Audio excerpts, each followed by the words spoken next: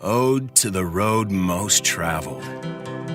To the road most traveled, for your wide lanes and endless blacktop, your efficient conformity and assumed destinations, and your insistence that it is always best to go as fast as you can and pay as little attention as possible. Thank you.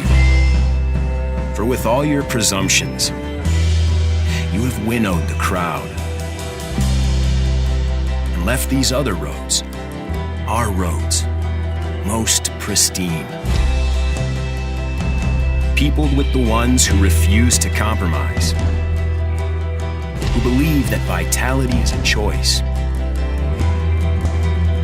and life is a verb, who know that if you arrive without your principles,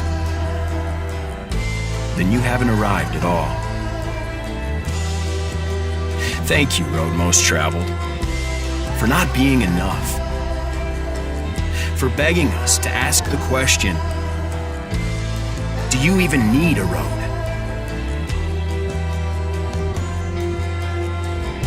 And to all who stand at an on-ramp anxious to discover something more, but unsure where to find it, this manifesto.